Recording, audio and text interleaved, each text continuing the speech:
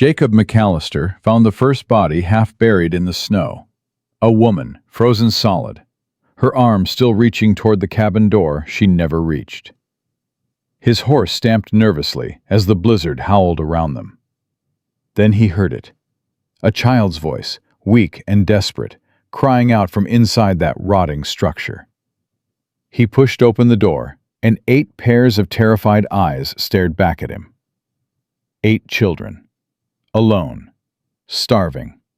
And one little girl dragging herself across the frozen floor with a twisted leg, positioning herself between him and the others like she could somehow protect them. If you're watching from somewhere in this world, drop your city in the comments below. I want to see how far Clara's story can travel. And if her journey moves you, hit that subscribe button and stay until the end. You won't regret it.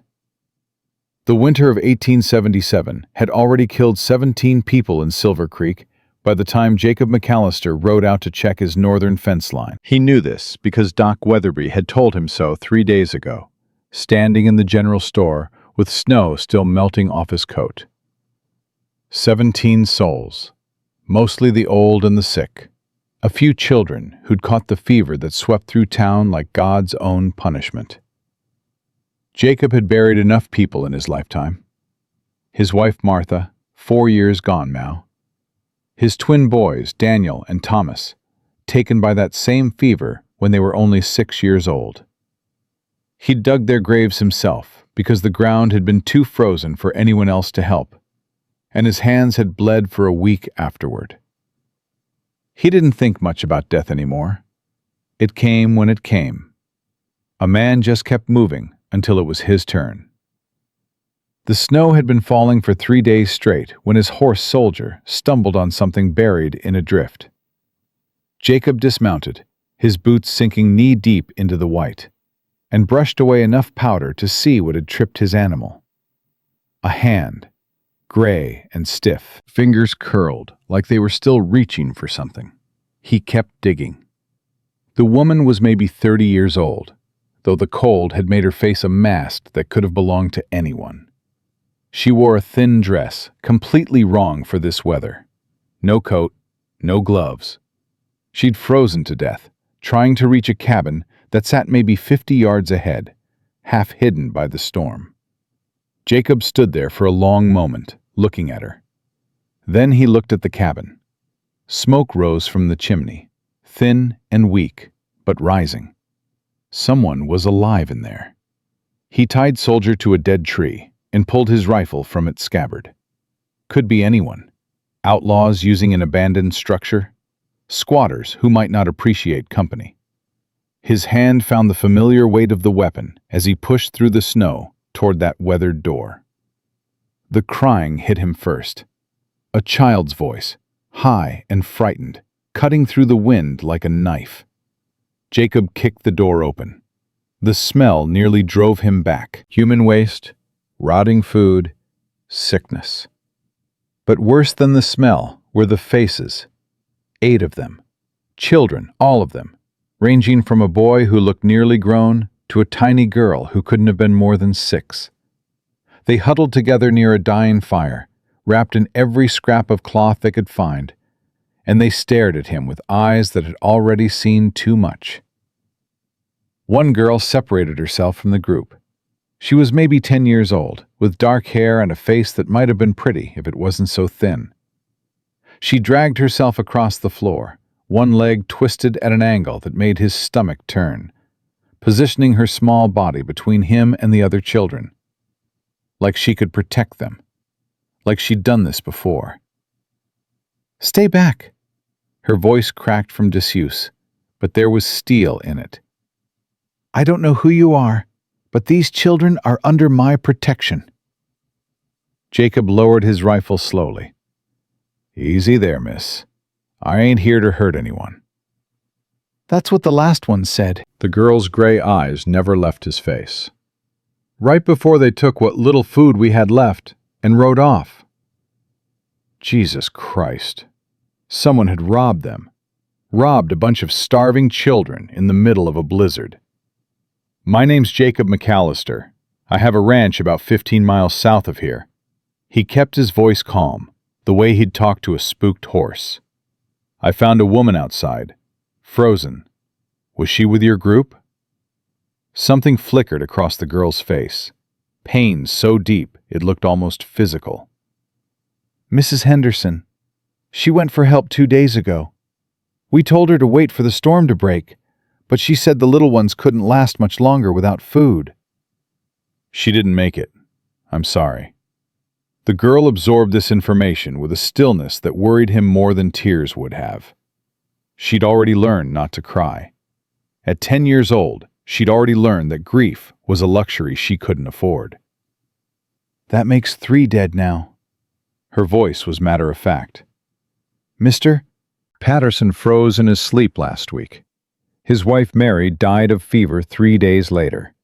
Now Mrs. Henderson. "What about your folks?" "Dead. Everyone's folks are dead." She gestured at the huddled children behind her.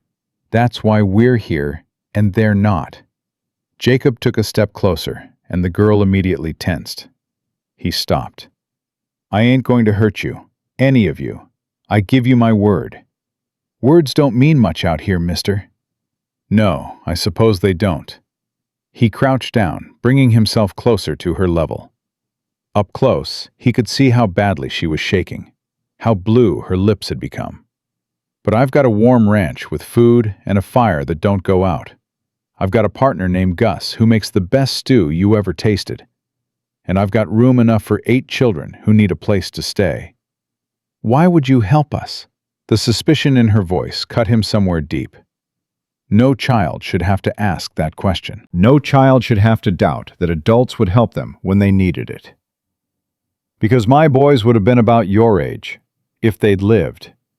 The words came out before he could stop them. He hadn't talked about Daniel and Thomas to anyone in years. "And because I couldn't live with myself if I rode past and let you die." The girl studied him for a long moment. Behind her, the other children stirred. A little red-haired girl started crying softly, and an older boy with broad shoulders moved to comfort her. "My name's Clara," the girl with a twisted leg finally said. "Clara Whitmore.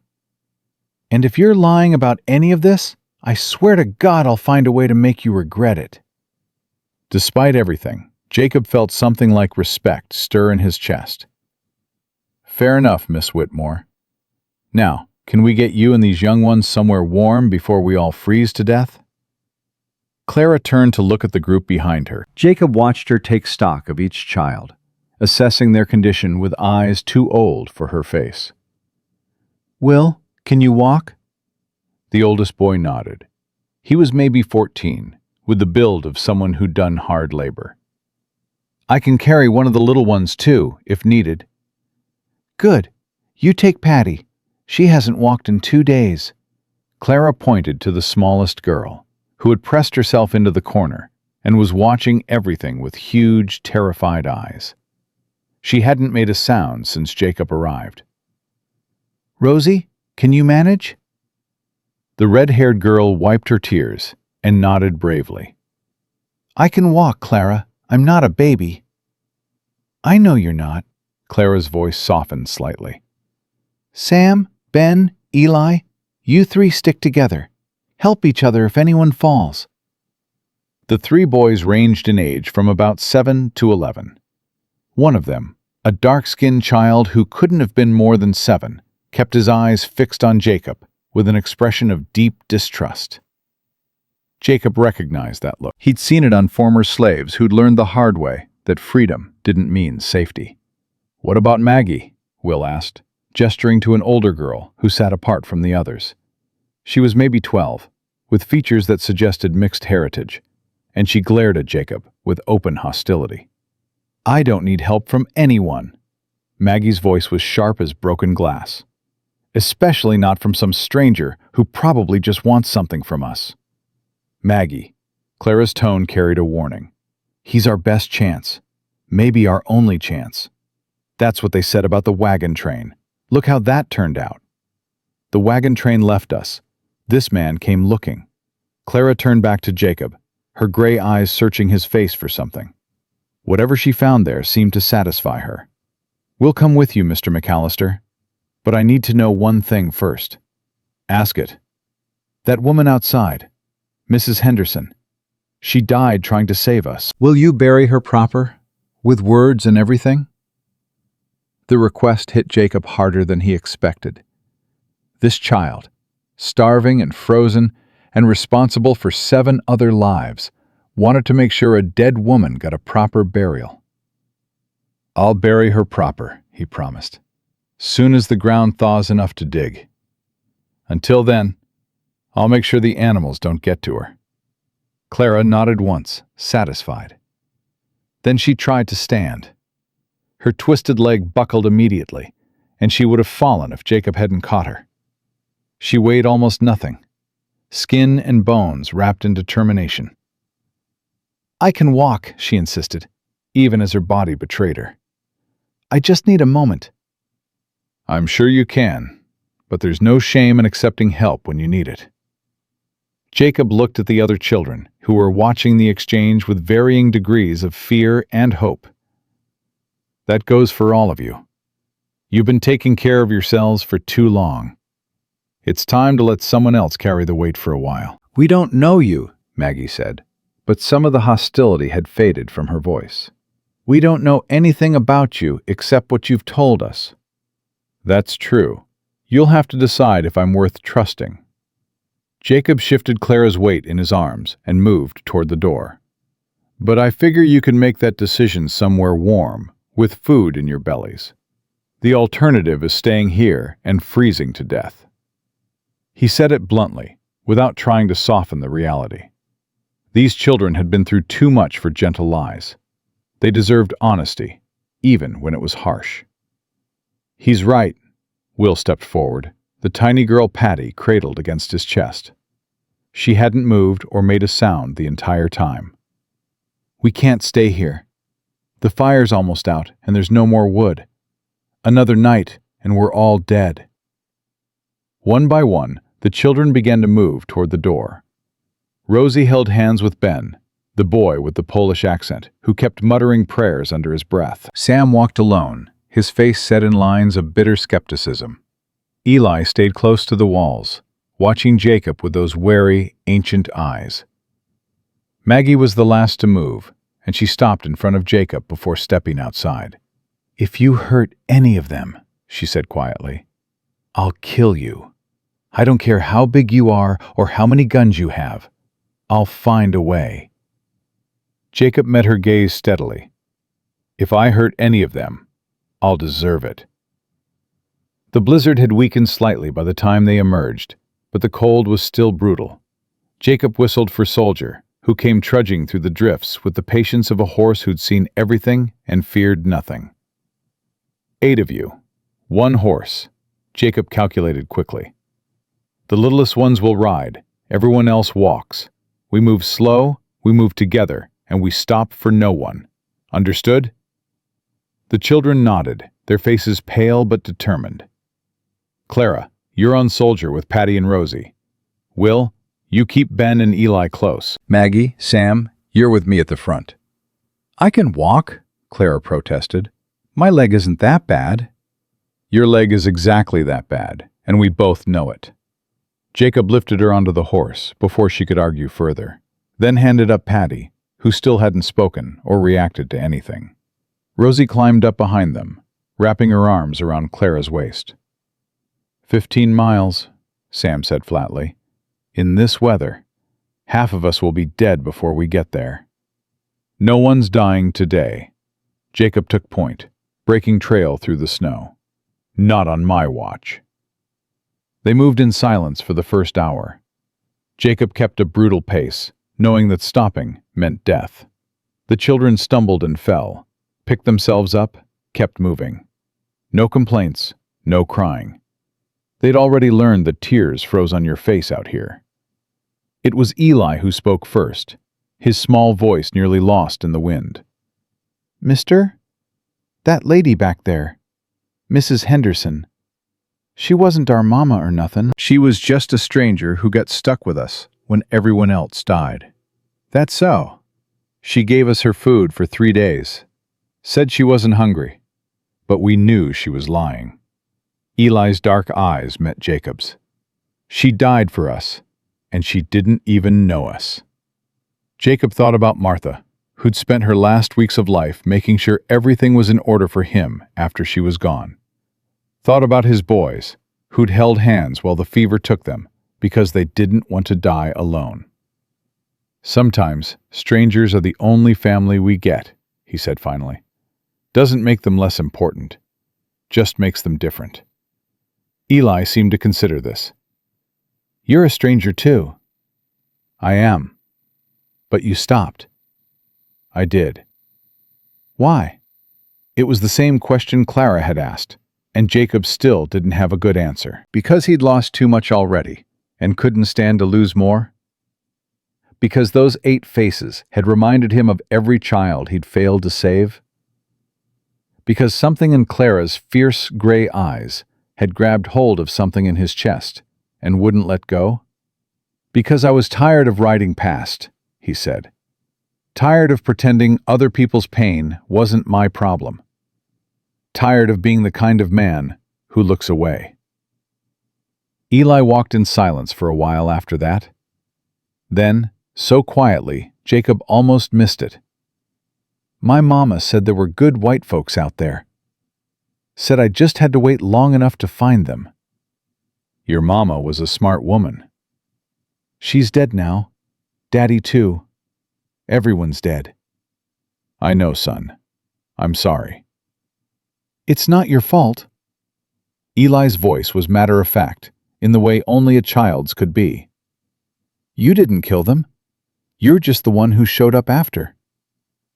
They reached the ranch just as darkness was falling. Jacob's legs had gone numb hours ago, and he was pretty sure at least 2 of the children had frostbite on their fingers. But they were alive. All 8 of them, still breathing, still moving, still fighting. Gus met them at the door, his weathered face cycling through surprise, concern, and determination in rapid succession. Madre de Dios, he breathed, taking in the parade of frozen children. Jacob, what in God's name? Found them in an abandoned cabin about 15 miles north. Their whole wagon train died or ran off. They've been alone for weeks. Gus didn't ask any more questions. He simply stepped back and held the door wide open. Come in, little ones, come in. The fire is warm and the stew is hot. His accent thickened with emotion as he ushered them inside. You are safe now. You are all safe. Clara was the last to enter. She'd insisted on walking the final 100 yards, using a stick as a makeshift crutch, refusing to be carried across the threshold like an invalid. Jacob watched her limp into his home, this child who'd been left to die twice over and still hadn't learned to give up. She turned at the doorway and looked at him with those ancient gray eyes. Thank you, she said simply, for stopping. Thank me when you've had something to eat and a good night's sleep. We've still got a long way to go. I know. Clara's gaze swept across the ranch house, taking in the sturdy walls and the roaring fire and the pot of stew bubbling on the stove. But this is more than we've had in a long time. This is a start. Yes, Jacob thought, as he followed her inside and closed the door against the howling wind. This was a start. The question was whether any of them had enough left to see it through to the end. The children gathered around the fire like moths to a flame, their frozen bodies slowly thawing as Gus ladled out bowl after bowl of stew. Most of them ate like they hadn't seen food in weeks, which, Jacob realized, was probably close to the truth. All except Patty. The smallest girl sat motionless, staring at the bowl in her hands like she'd forgotten what to do with it. She hadn't spoken since Jacob found them, hadn't reacted to anything at all. Clara noticed his attention. She stopped talking after her mama died, watched it happen, watched the fever take her whole family, one by one, and she was the only one left. How long ago? 6 weeks, maybe. We've all lost track of time. Clara took a careful spoonful of stew, savoring it like it was the finest meal she'd ever tasted. The doctor on the wagon train said it was shock, said she might start talking again when she felt safe. But I don't think she's felt safe since. Jacob looked at the tiny girl with her empty eyes and untouched bowl. 6 years old and already hollowed out by loss. He knew that feeling, had lived with it for years after Martha and the boys died. "Give her time," he said. "Safety takes a while to believe in." "That's what I keep telling her." Clara glanced at him sideways. "You lost children, didn't you? I can see it in how you look at us." The question should have felt intrusive. Instead, it felt like recognition. One broken soul seeing another. Twin boys, Daniel and Thomas. They were 6 when the fever took them. "Same as Patty." Same as Patty. Clara was quiet for a moment. Then, "My parents died when I was 8. Fever got them too. The wagon train was supposed to take me to my aunt in Oregon, but then people started getting sick, and everything fell apart." "Your leg, were you born with it?" "Yes." Clara said it without shame or self-pity, just fact. "The wagon master said I was slowing everyone down, said they couldn't afford to wait for a crippled girl who couldn't walk right. The wagon master was a damn fool." A ghost of a smile touched Clara's lips. "That's what Mrs. Henderson said. She stayed behind with us when everyone else left. Said she'd rather die with children who needed her than live with people who'd abandoned them." Jacob thought about the frozen body, still lying in the snow, waiting for a burial she'd more than earned. She was a good woman. She was the best woman. Clara's voice cracked slightly, the first real emotion she'd shown since the cabin. "She died because of us. Because we weren't worth saving to anyone else." "That's not true. Isn't it?" Clara's gray eyes had gone hard again. 8 children, Mr. McAllister. 2 of us can't walk right, 1 won't speak, and 1 of us has skin that makes people want to hurt him. We're not the kind of orphans anyone wants to adopt. We're the kind they ship off to workhouses and factories because nobody cares what happens to us." The bitter accuracy of her words hit Jacob like a fist. He'd seen those workhouses. Seen the children who emerged from them, broken in body and spirit. Seen the factories that chewed up young lives and spit out the remains. "You're not going to any workhouse," he said. "None of you." "How can you promise that? You don't even know us. By tomorrow, you might decide we're too much trouble and send us on our way." "I won't." "Everyone says that at first." Clara set down her bowl, her appetite apparently gone. "Then they see how much work we are, how much food we eat, how much space we take up. And suddenly, the promises don't matter anymore." Jacob didn't have an answer for that. She was right to be suspicious, right to doubt his intentions. He was a stranger who'd shown up at the worst moment of her life, and she had no reason to believe he was any different from the others who'd abandoned her. So instead of arguing, he simply said, "Get some sleep, Miss Whitmore. We can talk more in the morning." Clara hesitated, clearly wanting to push further, but exhaustion won out over suspicion, and she finally nodded. "The other children," she said. "They need proper beds. Patty needs to be somewhere warm, and Eli keeps looking at the door like he's planning to run. Gus is setting up the bunkhouse. There are enough beds for everyone. I should help." "You should rest. That leg needs looking at, and you won't do anyone any good if you collapse from exhaustion." Clara opened her mouth to protest, then closed it again. For just a moment, she looked like what she was, a frightened 10-year-old girl who'd been carrying the weight of 7 lives on her thin shoulders. "Okay," she said quietly. "But if anything happens, if anyone needs me, I'll wake you, I promise." She held his gaze for a long moment, searching for the lie. When she didn't find it, something in her expression shifted. Not trust, not yet. but maybe the beginning of it. Good night, Mr. McAllister. Good night, Miss Whitmore.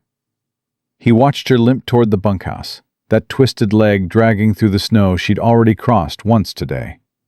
Tomorrow, he'd need to find her a proper crutch. Tonight, he just needed everyone to survive. Gus appeared at his elbow, having finished settling the younger children.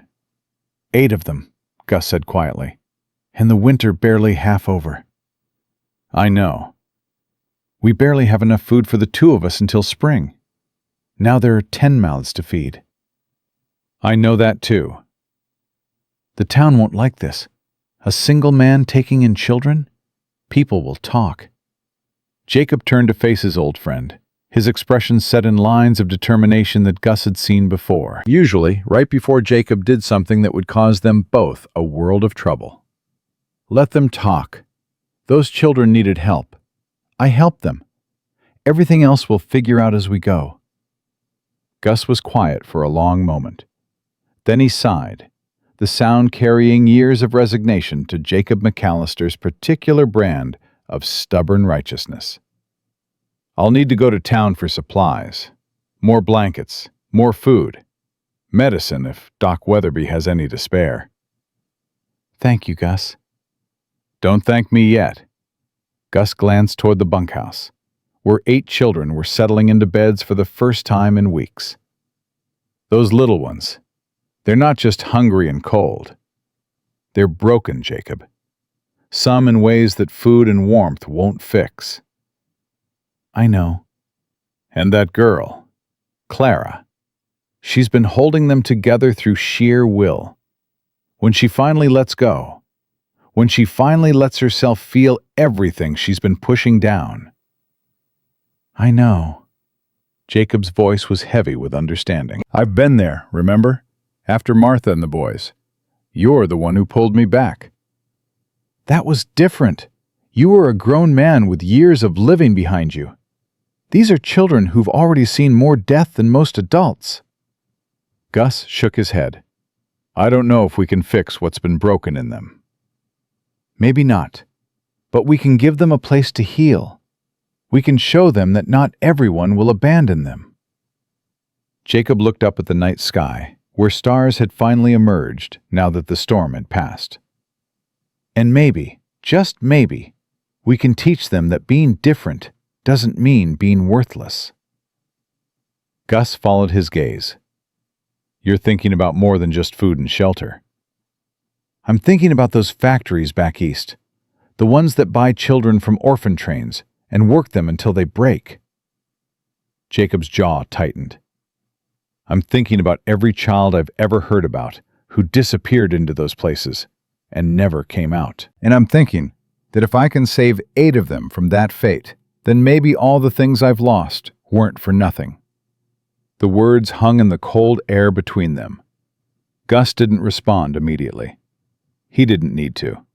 He'd known Jacob long enough to recognize when the man had made up his mind. Finally, we're going to need more than good intentions. We're going to need help. I know.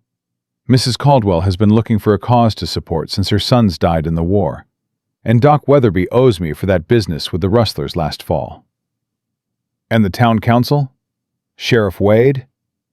Jacob's expression darkened at the mention of the sheriff. Marcus Wade had hated him for years, ever since they'd both courted the same woman and Jacob had won. The fact that Martha had died anyway hadn't softened Wade's grudge one bit. The sheriff can go to hell. I've got legal right to take in orphans if I want. Nothing in the territorial law says otherwise. Legal right and community acceptance aren't the same thing. They'll have to be good enough. Jacob turned toward the house, suddenly exhausted in a way that had nothing to do with the miles he'd walked today. Get some sleep, Gus. Tomorrow we start building something new. He paused at the door, looking back at the bunkhouse one more time. Through the window, he could see Clara sitting up in bed, watching over the other children as they slept. Still on guard, still protecting them. She caught his eye and held it for a moment across the darkness. Then, slowly, she lay down and closed her eyes. It wasn't trust. Not yet. But it was a start. And sometimes, Jacob thought as he finally went inside, a start was all you needed. The first week passed in a blur of exhaustion and adjustment. Jacob woke before dawn each morning to find Clara already up, checking on the other children, making sure the fire hadn't died overnight, counting heads like she expected someone to have vanished in the darkness. "You don't have to do that anymore," he told her on the third day, finding her limping between beds at 4 a.m. "That's my job now." "Old habits." Clara didn't look at him. "I've been counting heads for 6 weeks. Hard to stop." "Try." She finally met his eyes, and he saw the dark circles beneath them, the tremor in her hands that came from running on fear and willpower for too long. "What if I stop and something happens? What if I let my guard down and someone gets hurt?" "Then we deal with it together. That's what family does." "We're not family. We're strangers you found in the cabin." "Family's got nothing to do with blood, Miss Whitmore. It's got to do with showing up, with staying when things get hard." Jacob crouched down to her level, ignoring the protest in his knees. "I'm not asking you to trust me yet. I'm asking you to rest. Let someone else carry the weight for a while." Clara's lip trembled, just for a second, before she forced it still. "I don't know how." "Then we'll figure it out together, one day at a time." She didn't agree, but she also didn't argue when he guided her back to her bed and pulled the blanket up to her chin. And when he checked on her an hour later, she was finally sleeping, her face relaxed for the first time since he'd met her. The other children presented their own challenges. Will, the oldest boy, threw himself into work with an intensity that bordered on obsession. He was up before Jacob, chopping wood, feeding animals, mending fences that didn't need mending. Like he was trying to prove something. "You don't have to earn your keep," Jacob told him after finding the boy collapsed from exhaustion in the barn. "You're not a hired hand. You're a child." "I'm 14. Will's voice was defensive. "Old enough to work. Old enough to pull my weight." "Old enough to work, sure, but not old enough to work yourself to death." Jacob sat down on a hay bale, giving Will space. "What are you running from, son?" "I'm not running from anything." "Then what are you running toward?" Will was quiet for a long moment. When he finally spoke, his voice cracked. "I was supposed to protect them. My pa, before he died, he made me promise. Said I was the man of the family now. Said I had to keep everyone safe." "And you feel like you failed?" "I did fail." Will's hands clenched into fists. "People died. Mrs. Henderson died, and I couldn't do anything to stop it." "Mrs. Henderson died trying to get help for all of you. That wasn't your failure. That was her choice." "I should have gone instead. I'm stronger. I could have made it." "Maybe. Or maybe you would have frozen to death too, and those 7 children would have lost their only protection." Jacob leaned forward. "You kept them alive, Will. For 6 weeks in the worst winter Montana's seen in 20 years, you kept 7 children alive. That's not failure. That's a miracle." Will's shoulders shook, and for a moment, Jacob thought he might cry. But the boy had been holding himself together for too long. The tears wouldn't come. Not yet. Maybe not for a long time. "I don't know how to stop," Will admitted. "I don't know how to just be a kid again." "Neither do I." Jacob stood, offering his hand. "But I figure we can learn together. You, me, and all those other children who forgot what childhood feels like." Will took his hand and let himself be pulled to his feet. It wasn't surrender. It was the beginning of trust. Maggie was harder. The 12-year-old with Chinese features and American fury had built walls so high Jacob couldn't see over them. She refused to speak to him directly, refused to acknowledge his presence unless absolutely necessary, and spent most of her time glaring at anyone who came too close. "She's not always like this," Rosie explained one afternoon, her Irish lilt making the words sound almost musical. Before everything happened, she used to smile. She used to tell jokes and make everyone laugh. What happened? Rosie's face darkened. People happened. The men on the wagon train. They said mean things about her mama. Called her names I'm not supposed to repeat. Said Maggie was an abomination because her blood was mixed. And Maggie heard all this? Maggie heard everything. And when her mama got sick, nobody would help. They said it was God's punishment for her mama's sin. Rosie's eyes filled with tears. Her mama died alone in a tent because nobody would sit with her except Maggie. So now Maggie hates everyone. Jacob absorbed this information with growing anger. He'd seen prejudice before, lived through a war that was supposed to end it, and knew that hatred didn't die just because laws changed. It passed from generation to generation like a disease. He found Maggie behind the barn that evening, throwing rocks at a tree with violent precision. "Good arm," he said, keeping his distance. Maggie didn't respond, just threw another rock, harder this time. "I knew a soldier once who could throw like that. Confederate sniper picked him off at Antietam before he could show the world what he could do with a proper baseball." Still nothing.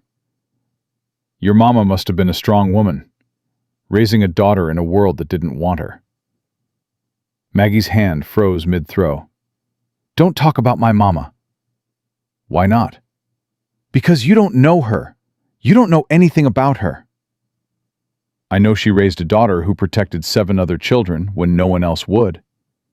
I know she raised someone brave enough to stand up to a stranger twice her size." Jacob took a careful step closer. "I know she'd be proud of you."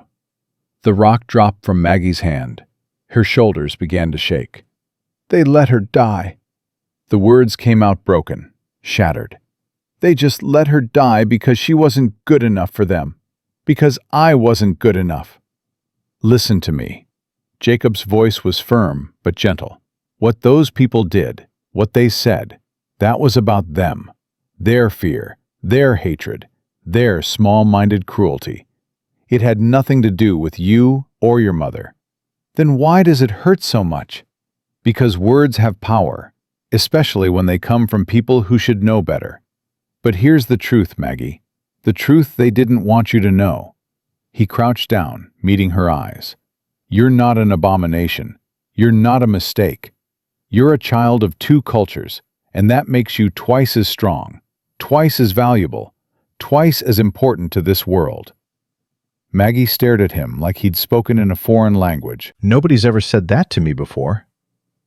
"Then everyone you've met before was a fool." For the first time since Jacob had found them, Maggie's face softened. Not a smile, not yet, but something close. The first crack in walls that had taken years to build. "I still don't trust you," she said. "I know, but maybe you could hate me a little less?" "Maybe." She picked up another rock, tested its weight. "We'll see."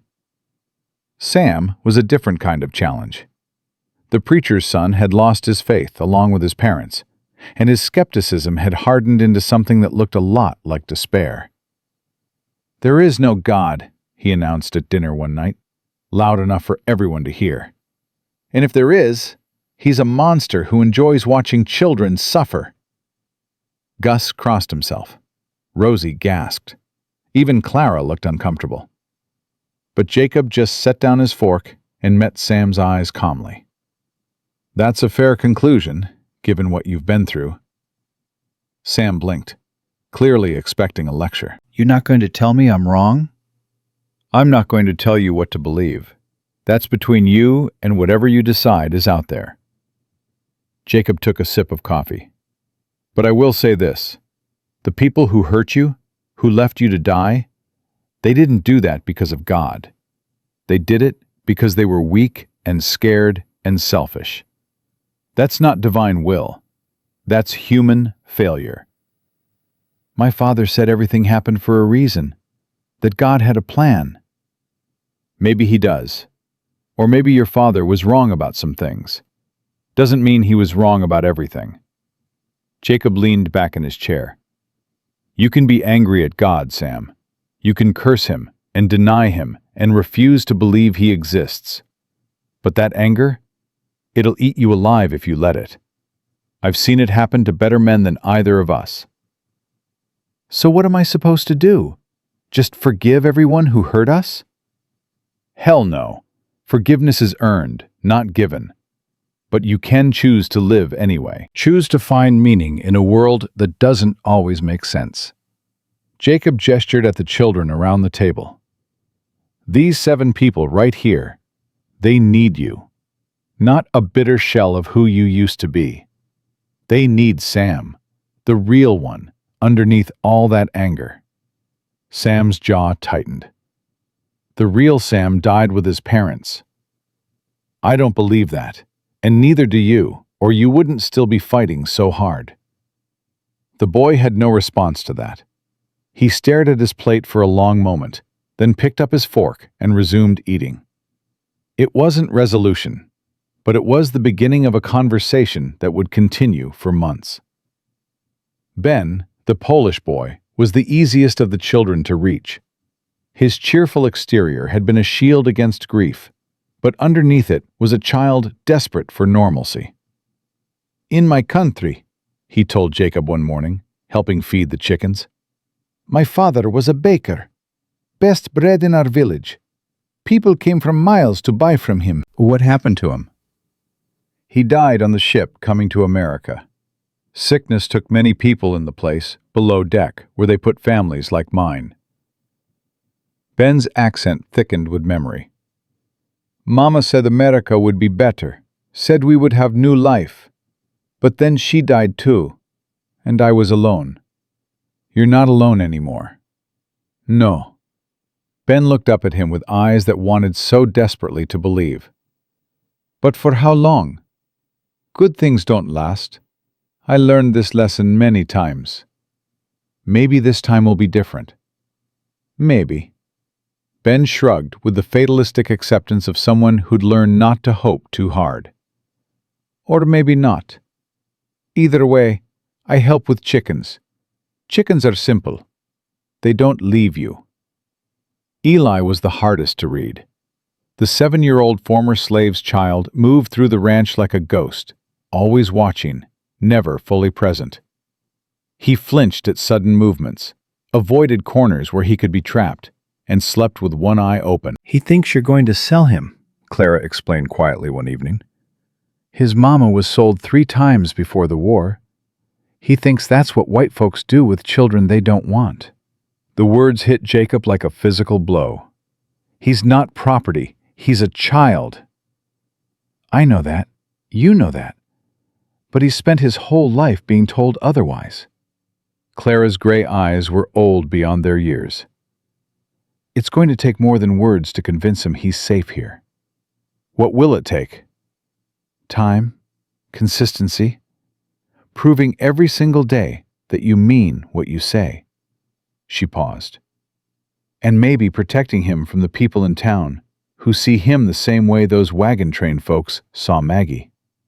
Jacob thought about Sheriff Wade, about the town council, about all the small-minded people who measured a person's worth by the color of their skin.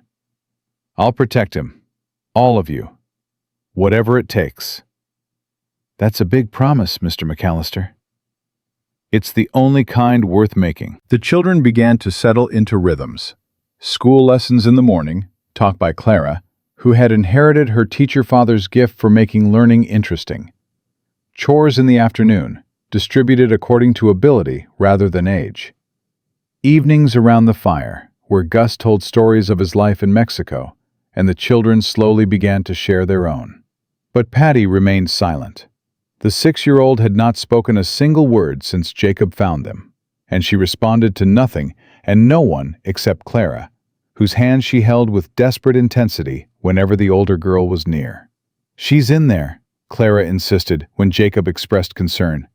I can see it in her eyes. She's just too scared to come out. What scared her so badly? Death. Loss. being completely alone in the world. Clara's voice was soft.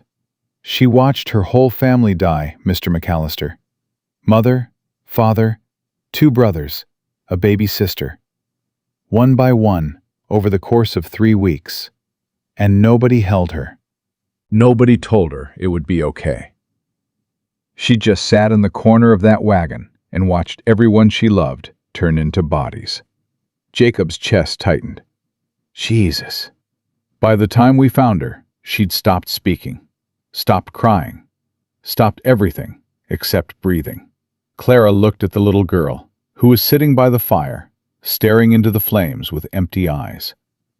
I don't know how to help her. I've tried everything I can think of, and nothing works. Maybe she needs something you can't give her. Like what? Like safety. Real safety. Not just the absence of danger. Jacob watched Patty's small face, looking for any sign of the child she'd been before tragedy had hollowed her out. She needs to believe that the worst is over, that nobody else she loves is going to die. How can anyone promise that? You can't. But you can show her, day after day, that some things last. Some people stay. He turned to Clara. That's what you've been doing for her, isn't it? Staying. Being the one constant in a world that keeps changing. Clara nodded slowly. I promised her I wouldn't leave. The day we found her, I promised I'd stay with her until she felt safe again. And you kept that promise, even when it meant dragging yourself across a frozen cabin floor to protect her from me. I didn't know you then. No, you didn't. But you protected her anyway. Jacob smiled slightly. That's the kind of love that heals people, Miss Whitmore, even when it takes longer than we wanted to. 2 weeks after their arrival, Gus returned from town with news that made Jacob's stomach drop. People are talking, Gus said quietly, after the children had gone to bed. About you, about the children, about what kind of man takes in 8 orphans in the middle of winter. Let them talk. It's more than talk, Hefe. Sheriff Wade has been asking questions, saying he's concerned about the children's welfare, saying maybe someone should check to make sure they're being properly cared for. Jacob's hands clenched. Wade doesn't give a damn about those children. He just wants to cause me trouble. I know, but he's the law in this territory. If he decides to make an official inquiry, then he'll find 8 children who are fed, clothed, warm, and safe, which is more than they had before I found them. He'll also find a mixed-race girl, a colored boy, and a crippled child in the care of an unmarried man with no legal standing as their guardian. Gus's voice was heavy with worry. In the eyes of some people, that's enough to take them away. Take them where? To an orphanage that'll ship them off to factories? To foster families who see them as free labor? Jacob stood abruptly, pacing the small kitchen. I didn't pull those children out of a frozen cabin just to hand them over to a system that treats them like property. I know, but we need to be careful. Wade is looking for any excuse to move against you, and the town council is nervous about having so many orphans in one place. Gus hesitated. There's something else. What? A man came to town asking about abandoned children. Well-dressed, Eastern accent.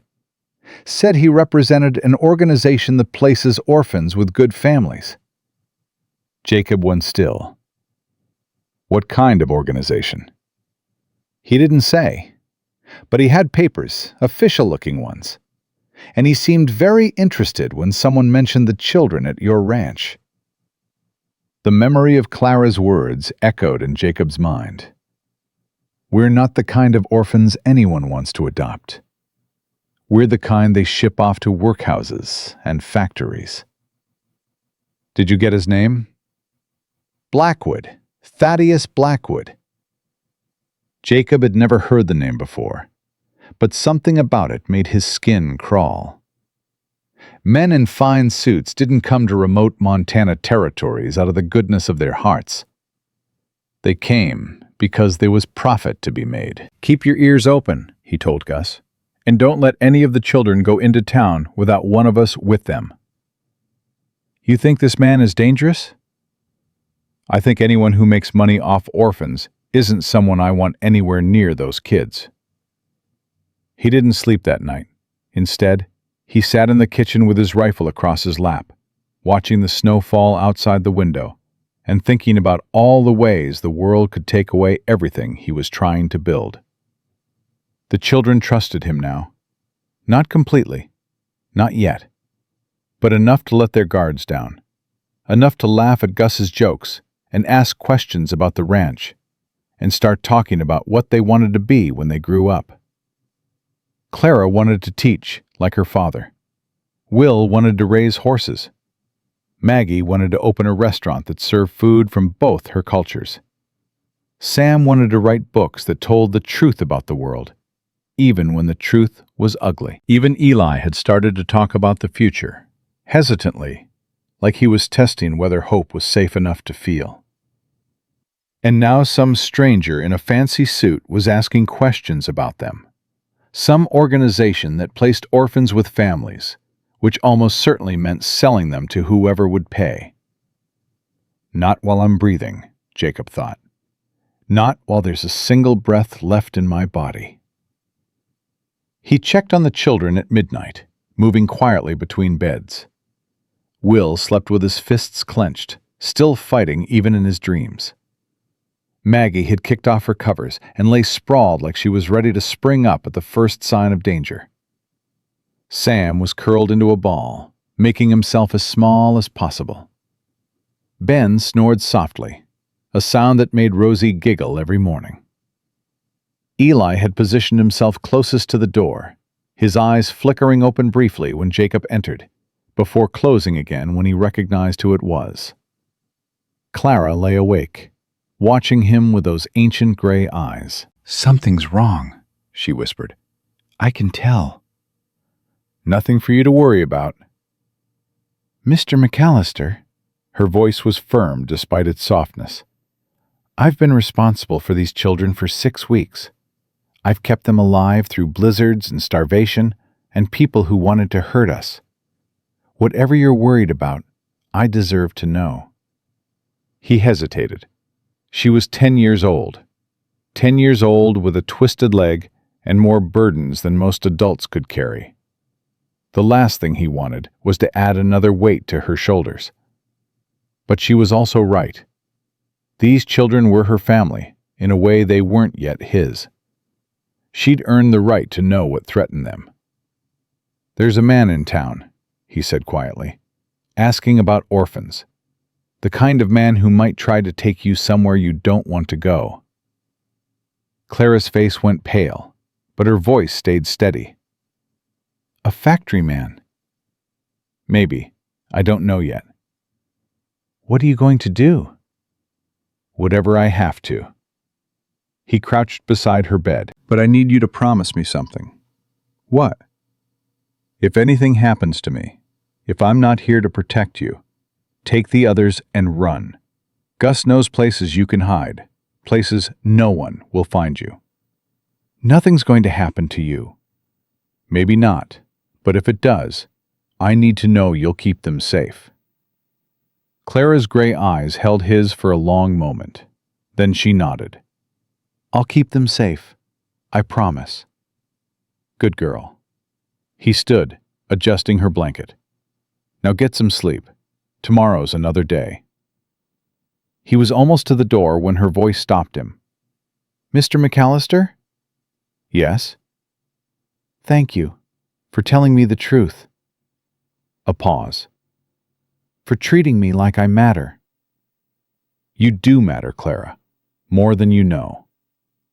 He left before she could respond, closing the door softly behind him. In the kitchen, Gus was waiting with fresh coffee and a worried expression. "You told her." "She deserved to know.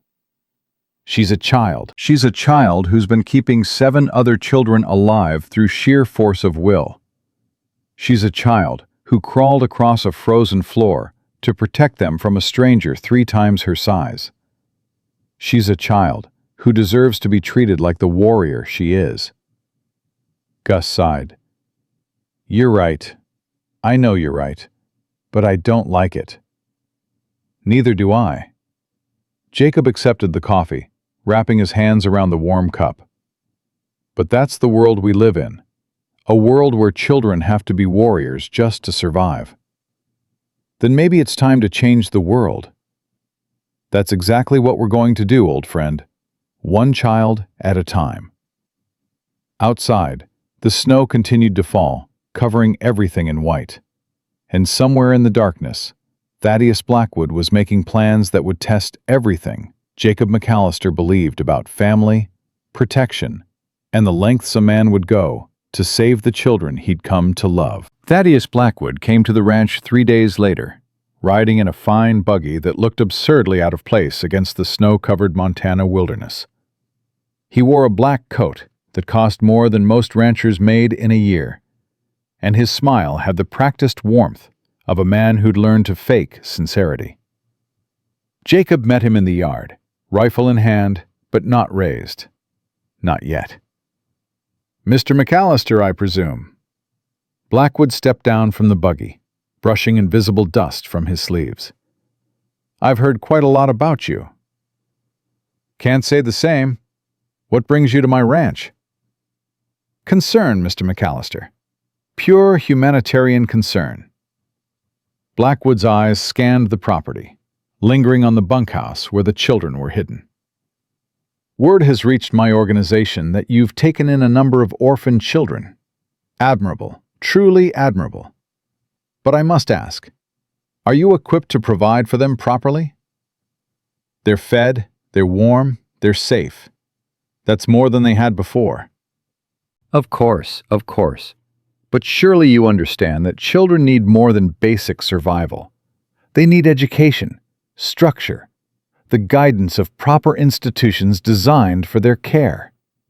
Blackwood pulled a leather folder from his coat. I represent the Eastern Children's Aid Society. We specialize in placing orphans with suitable families who can provide everything they need. Suitable families. Families who have been thoroughly vetted.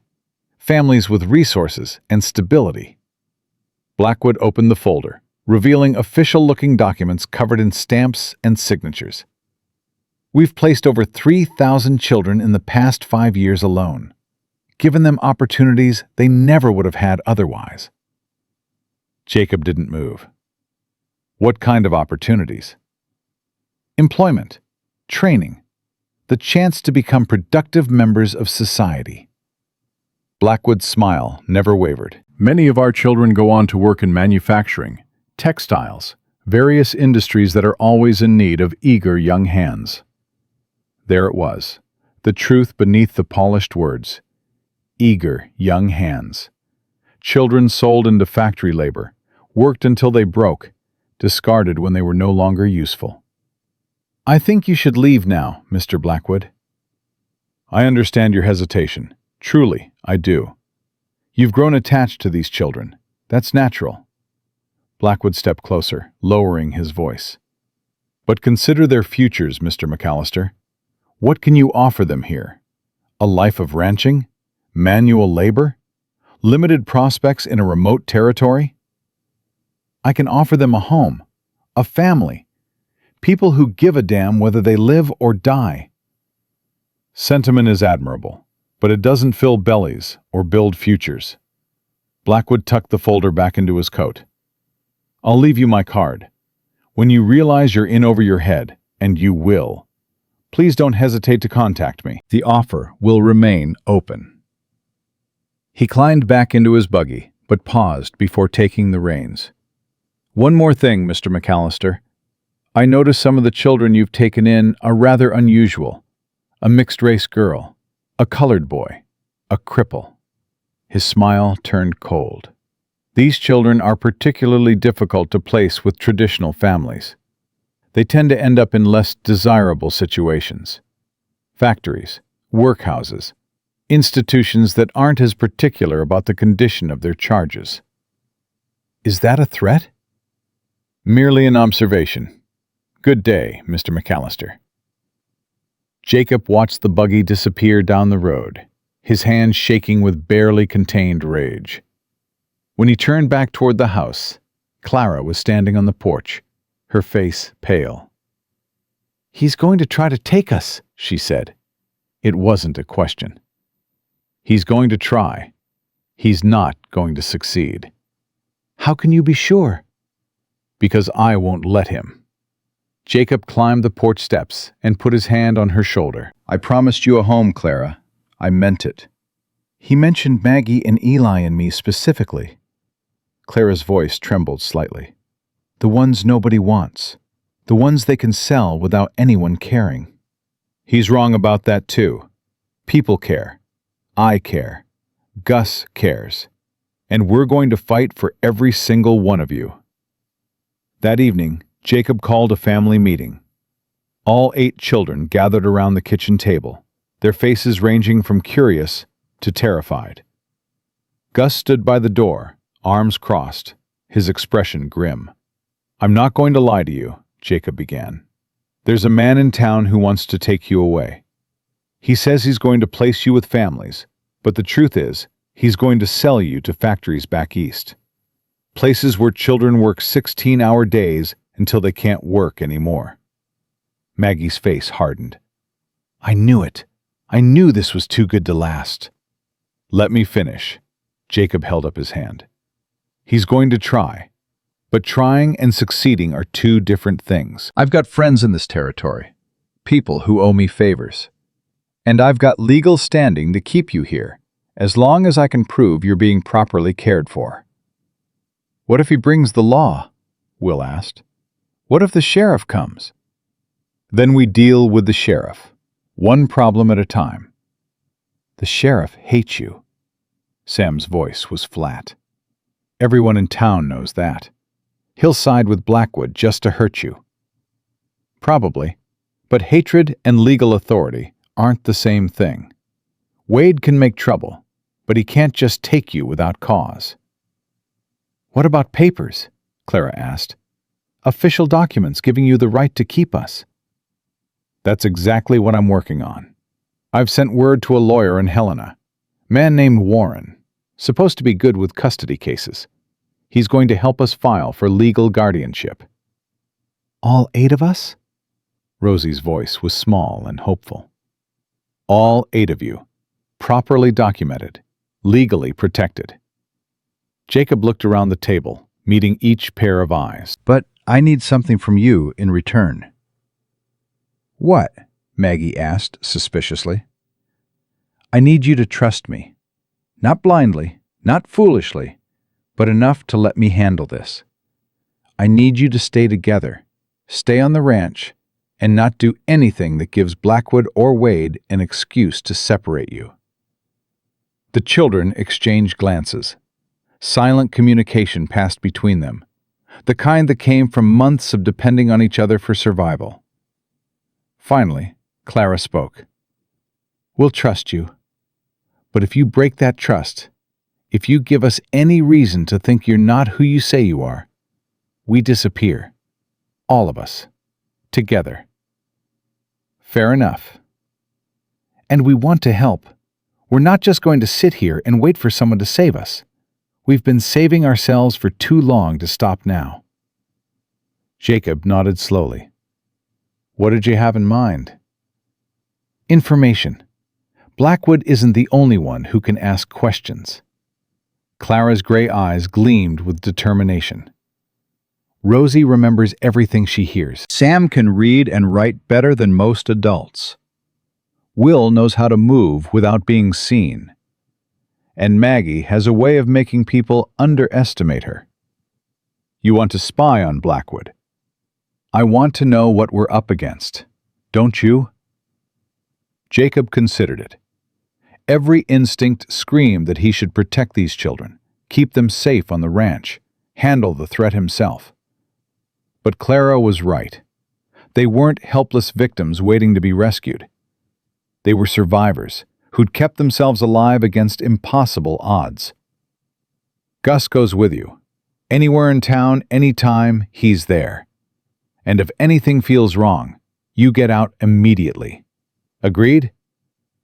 Clara nodded. Agreed. The next morning, Gus took Clara, Will, and Sam into town on the pretense of buying supplies. Jacob stayed at the ranch with the younger children, trying to maintain normalcy while his mind raced through worst-case scenarios. Maggie found him in the barn, aggressively mending a harness that didn't need mending. "You're scared," she said. "I'm careful. There's a difference." "No, you're scared. I can tell." She leaned against the stall door, studying him with those sharp, dark eyes. "You really do care about us, don't you? It's not just obligation or charity." "Would it matter if it was?"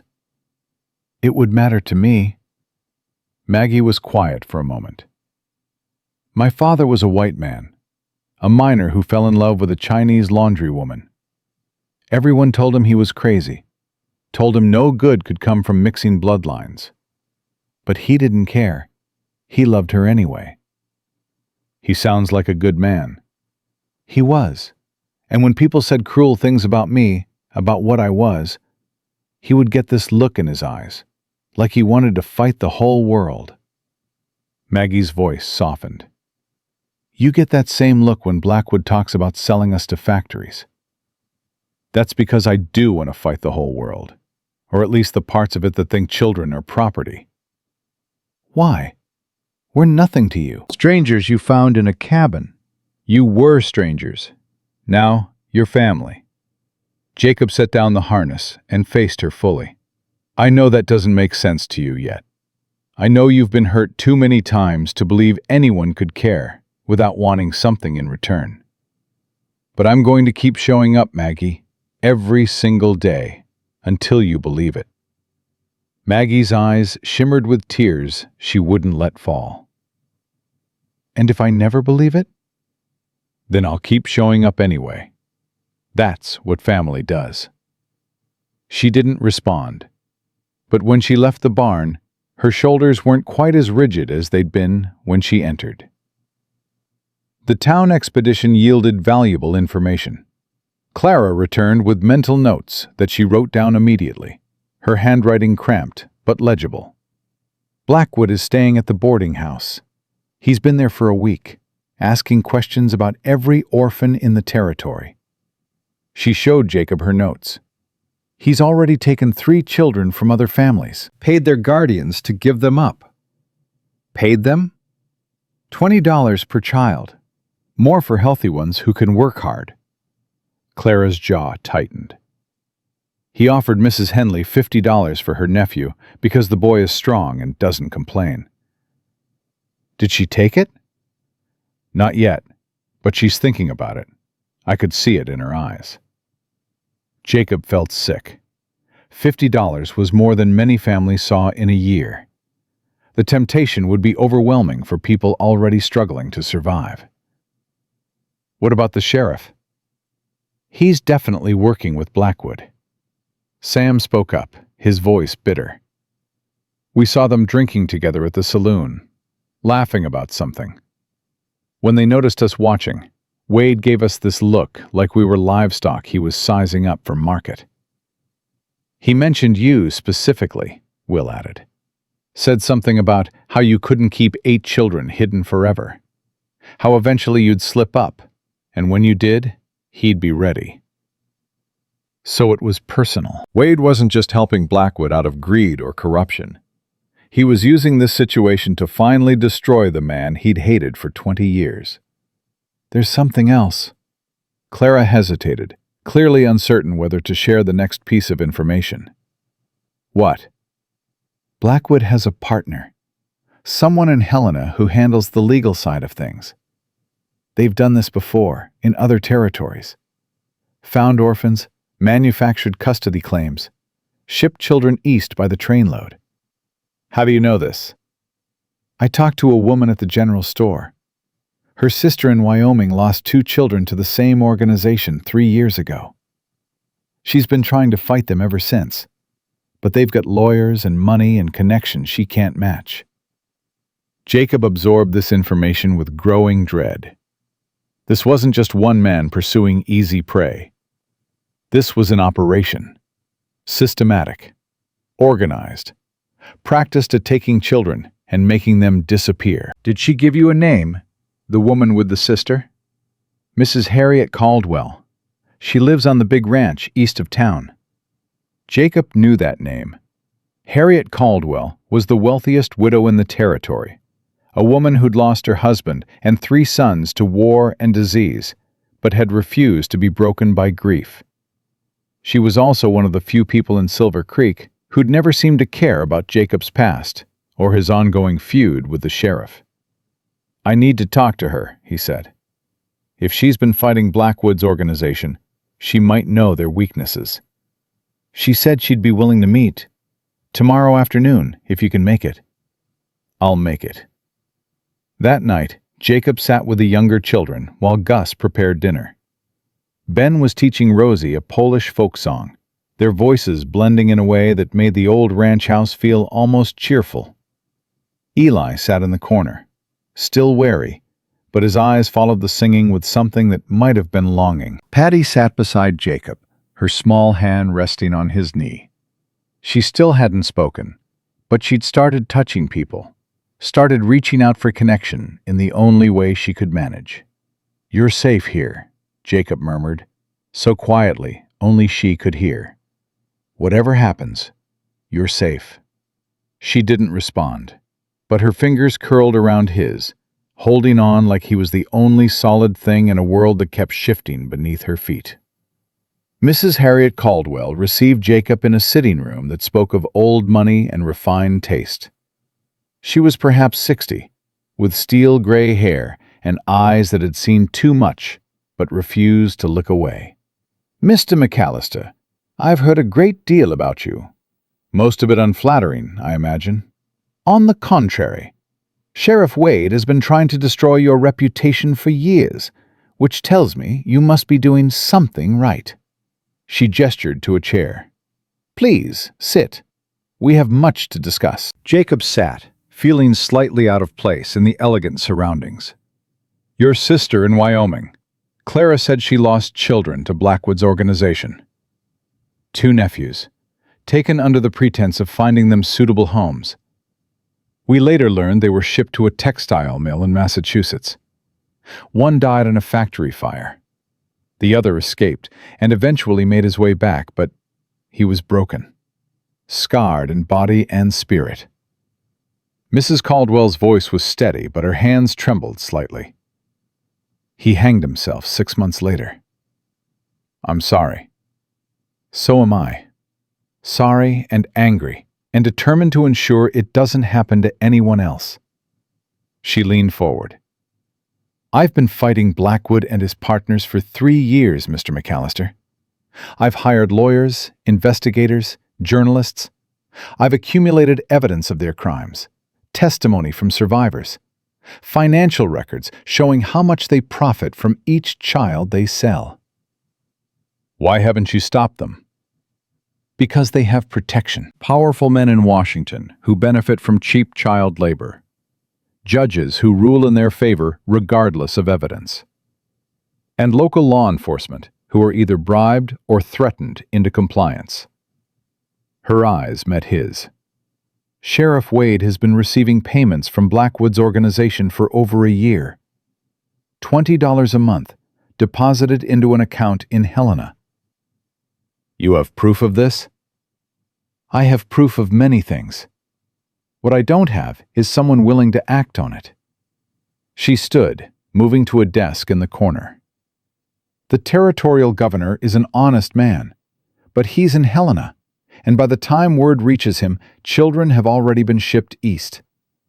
The federal marshals are spread too thin to investigate every suspicious custody transfer. And the newspapers are reluctant to print stories that might anger their wealthy advertisers." "So what do you suggest?" Mrs. Caldwell returned with a thick folder.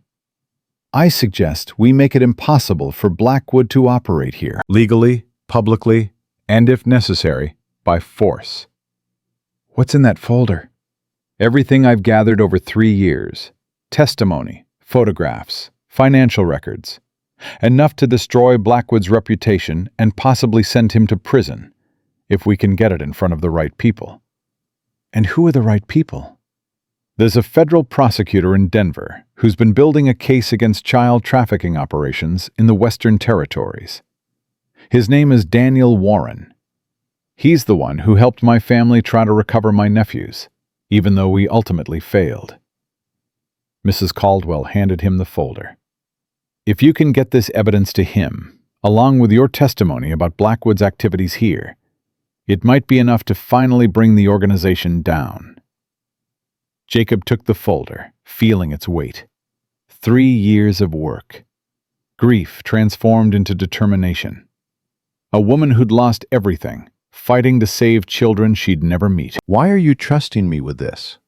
Because you're the only one who's taken action. The only one who looked at 8 abandoned children and saw human beings worth saving instead of problems to be managed. Mrs. Caldwell's voice softened. And because my sons would have been about your age if they'd lived. I'd like to think they would have been the kind of men who stopped for children in need. Jacob stood, tucking the folder inside his coat. I'll get this to Warren, whatever it takes. Be careful. Blackwood has already realized you're a threat. He'll be watching you, looking for any weakness to exploit. He won't find one. Everyone has weaknesses, Mr. McAllister. The trick is not letting your enemies discover them before you discover theirs. Jacob was halfway home when he saw the smoke, black and thick, rising from the direction of his ranch. He spurred Soldier into a gallop, his heart pounding with terror. The barn was on fire. Flames licked up the walls, fed by the dry hay stored inside. And standing in the yard, surrounded by armed men, were the children. All 8 of them, huddled together, with Gus held at gunpoint beside them. Sheriff Wade stepped forward, a document in his hand and a triumphant smile on his face. Jacob McAllister, by authority of the Territorial Court, I'm here to take custody of these children pending investigation into their welfare. You can cooperate or you can resist. Either way, they're coming with me. Clara caught Jacob's eye across the chaos. Her face was pale, but determined. She gave the slightest shake of her head. Don't fight. Not yet. Not like this. Jacob dismounted slowly, his hands visible, his mind racing through options. 8 children. 6 armed men. Gus disarmed and helpless. The folder from Mrs. Caldwell burning a hole in his coat. On what grounds? He asked, keeping his voice calm. Concerns about the children's living conditions, reports of inadequate food, shelter, and supervision. Wade's smile widened. The court has determined they'd be better served in the care of a proper institution while the investigation proceeds. What institution? Mr. Blackwood's organization has generously offered to house them temporarily. All expenses paid. Jacob looked at the children. At Clara, who was already calculating escape routes. At Will, whose fists were clenched despite the guns pointed at him. At Maggie, whose dark eyes burned with fury. At the younger ones, terrified but trusting their older companions to know what to do. And at Patty, who stood slightly apart from the group, staring at the fire with an expression of absolute terror. Something in her finally broke. She opened her mouth, and for the first time in months, she screamed. The sound that came from Patty's throat was unlike anything Jacob had ever heard. Not just a scream, but a release of everything she'd been holding inside for months. Grief, terror, rage. It poured out of her small body in waves that made even the armed men step back. Clara moved instantly, dropping to her knees and pulling Patty into her arms. "It's okay. It's okay. I'm here. I'm not leaving you." But Patty kept screaming, her eyes fixed on the flames consuming the barn, seeing something none of them could see. Her family dying, her world ending. Everything she'd tried so hard to forget, coming back in a rush of fire and smoke. "Shut that child up." Wade's voice was sharp with irritation. "This is a legal proceeding." "She's terrified, you heartless bastard." Jacob stepped between the sheriff and the children. "She watched her entire family die. Fire is what killed them." "Not my concern. The court order is clear. These children are to be transferred to Mr. Blackwood's custody immediately." "Over my dead body." "That can be arranged." Wade's hand moved to his holster. "You're interfering with official business, McAllister. I've got 6 witnesses who'll testify you resisted arrest, and I've got evidence that you've been taking bribes from Blackwood's organization for over a year." Jacob didn't move, didn't blink. $20 a month, deposited into an account in Helena. "Want me to continue?" Something flickered across Wade's face. Fear, quickly masked by anger. "That's a lie." "Is it? I've got bank records, testimony, a folder full of proof that you've been selling children for profit." Jacob's voice carried across the yard, loud enough for everyone to hear. "How do you think the territorial governor will react when he sees it? How do you think the newspapers will react?" The armed men exchanged uncertain glances. They'd signed up to intimidate a rancher and collect some orphans, not to be part of a scandal that could bring down the local sheriff. "He's bluffing," Wade said, but his voice had lost its confidence. "Am I? Try me." The standoff stretched for what felt like hours. Patty's screams had subsided into whimpers, muffled against Clara's shoulder. The other children stood frozen, watching the confrontation with wide eyes. Then a new voice cut through the tension. "What in God's name is happening here?" Everyone turned to see Mrs. Harriet Caldwell riding up with 3 men Jacob recognized as her ranch hands. Behind them came Doc Weatherby in his worn buggy, and Reverend Crane on horseback. "Mrs. Caldwell," Wade's attempt at authority sounded hollow, "this is official sheriff's business." "Official business that involves burning down a man's barn and terrorizing children?" Mrs. Caldwell dismounted, her eyes sweeping the scene with barely contained fury. "I've known you for 20 years, Marcus Wade. I knew you were petty, and I knew you held grudges, but I never thought you'd sink to child trafficking." "I'm not trafficking anyone. I'm executing a court order." "A court order obtained through fraud and bribery." Mrs. Caldwell pulled a folded paper from her coat. "I sent a telegram to Judge Morrison in Helena this morning, explaining the situation. He's issued a stay on all custody transfers pending investigation. Your court order is worthless." Wade's face went white. "You can't do that." "I just did. And I've also sent word to Federal Prosecutor Warren in Denver. He should be arriving by train within the week."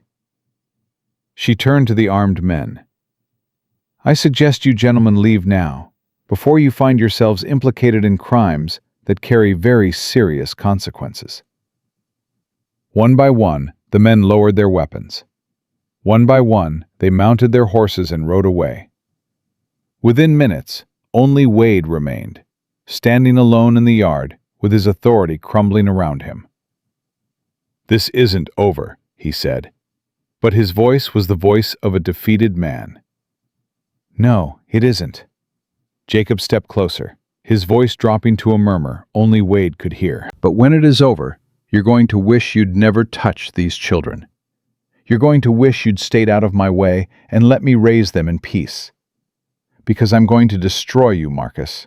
Not with fists or guns, with the truth. And the truth is going to follow you for the rest of your miserable life." Wade mounted his horse and rode away without another word. Jacob watched him go, then turned to face the chaos he'd left behind. The barn was a loss. The flames had consumed everything inside, including the winter hay supply and most of his tools. It would take months to rebuild, money he didn't have. But the children were safe. All 8 of them, still huddled together, still watching him with a mixture of fear and hope. "Mr. McAllister," Clara's voice was hoarse from trying to calm Patty. "What happens now?" "Now we put out what's left of that fire, and we figure out how to get through the rest of winter without a barn." Jacob looked at each child in turn. "And we wait for the cavalry to arrive." "Cavalry?" "Federal Prosecutor Warren. Mrs. Caldwell's evidence. The truth." He crouched down to Clara's level. "Blackwood isn't going to stop. Neither is Wade. But now they're fighting on two fronts, and they don't even know it." The next few days were a blur of activity. Neighbors Jacob barely knew showed up with supplies, tools, and offers of help. It turned out that Wade wasn't as popular as he thought, and word of what he'd tried to do spread through the territory like wildfire. Doc Weatherby examined each of the children, pronouncing them healthier than he'd expected, given what they'd been through. He spent extra time with Patty, who had retreated back into silence after her screaming episode. "She spoke," he told Jacob privately. "Not words, but sound. That's progress. Something broke through, even if it was just fear. Will she be okay?" "I don't know. Trauma like hers takes years to heal, if it ever does." Doc Weatherby sighed. "But she's better off here than in any institution I've ever seen. She's got people who care about her. That matters more than medicine sometimes." Mrs. Caldwell became a regular presence at the ranch, organizing relief efforts and coordinating with her contacts in Helena. She and Clara developed an unlikely friendship, the wealthy widow and the crippled orphan, united by their determination and their refusal to be underestimated. "She reminds me of my daughter," Mrs. Caldwell confided to Jacob one evening. "The one who died in childbirth 20 years ago. Same fire in her eyes, same stubborn set to her jaw." Clara's special. They all are. Every one of those children has survived things that would break most adults. She looked at him directly. "You're doing a good thing here, Jacob. A hard thing, but a good one." "It doesn't feel good. It feels like barely holding on." "That's what good things feel like sometimes. The easy path is rarely the right one." Federal Prosecutor Daniel Warren arrived on a Thursday, accompanied by 2 federal marshals and a stenographer. He was younger than Jacob expected, maybe 35, with sharp eyes and a reputation for taking down corrupt officials. "Mr. McAllister," he shook Jacob's hand firmly, "Mrs. Caldwell speaks very highly of you." "She's been fighting this battle longer than I have. I'm just the one who got lucky." "Lucky?" Warren raised an eyebrow. "You found 8 starving children in a blizzard, took them in despite having no resources or legal standing, and then stood down an armed sheriff who was trying to sell them to a child trafficker. That's not luck. That's courage. It's stubbornness, mostly. Same thing in my experience." Warren pulled out a notebook. "I need to interview each of the children, with your permission. Their testimony is crucial to building the case against Blackwood and his organization. They've been through a lot.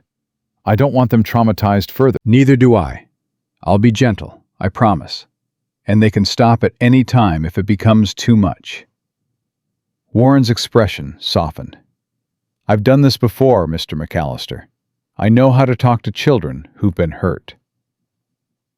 The interviews took 3 days.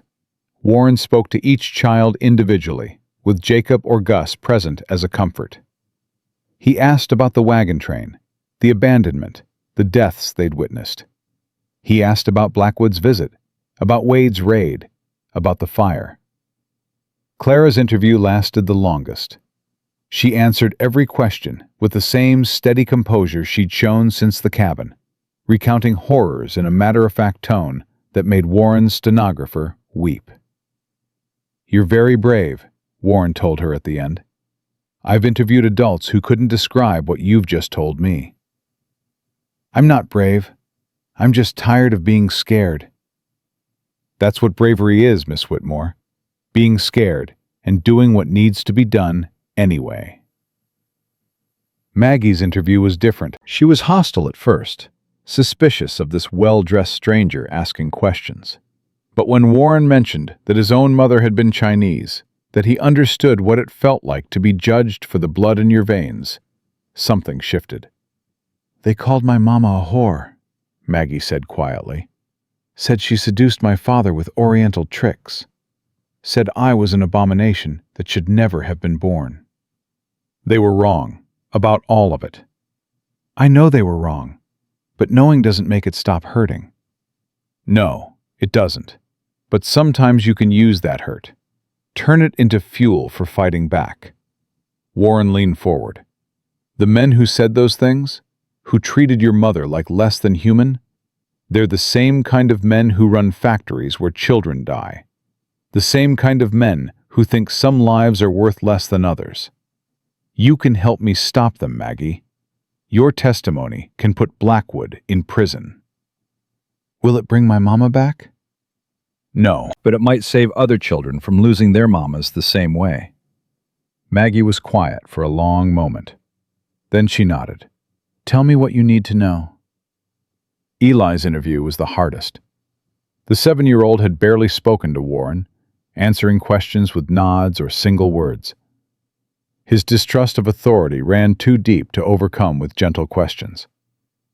But then Warren did something unexpected.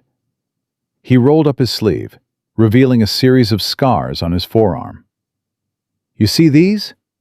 I got them when I was about your age.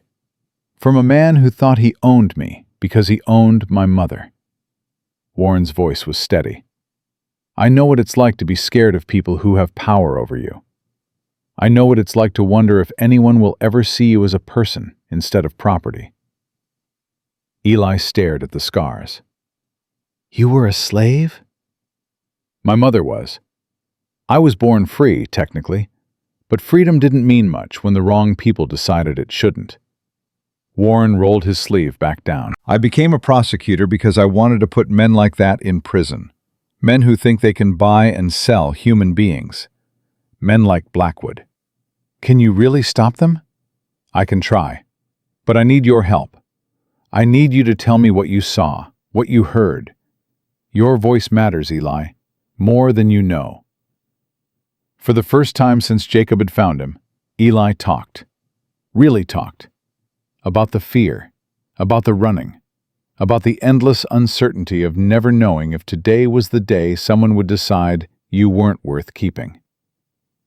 Warren wrote it all down, his expression carefully neutral, his eyes bright with suppressed emotion.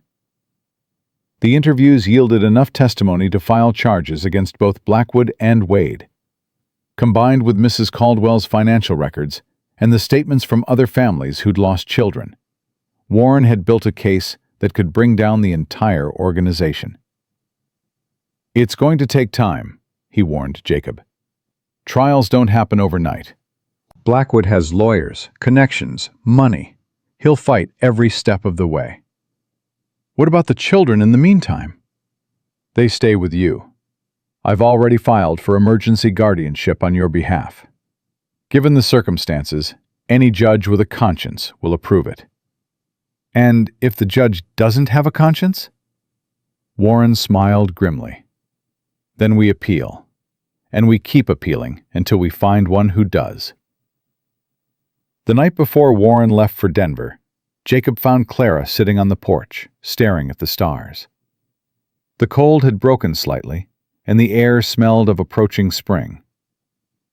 "Can't sleep?" he asked, settling beside her. "Thinking too much. About what happens next." "What do you want to happen next?" Clara was quiet for a moment. "I want to stop being scared. I want to wake up one morning and not immediately count heads to make sure everyone's still there. I want to believe that this is real, that it's going to last." "It's going to last, Clara. I promise." "You can't promise that. Nobody can promise that." "You're right. I can't guarantee the future. Can't guarantee that bad things won't happen, that there won't be more fights to win." Jacob looked at her profile, so young and so old at the same time. "But I can promise that whatever comes, you won't face it alone. I can promise that I'll be here, fighting beside you, for as long as I'm breathing. Why? Why do you care so much about children you didn't know existed a month ago? The question deserved an honest answer. Jacob thought about it, searching for words that wouldn't sound hollow. Because my boys died and I couldn't save them. Because my wife died and I couldn't save her. Because I spent years after that just existing, going through the motions, letting grief eat me alive. He took a breath. And then I found you. 8 children who needed someone to fight for them. 8 reasons to wake up in the morning and do more than just survive. We saved you. Yeah, I guess you did. Clara leaned against his shoulder, a gesture of trust that meant more than any words. I'm glad you stopped that day, on the road. I'm glad you didn't ride past. So am I, Clara. So am I.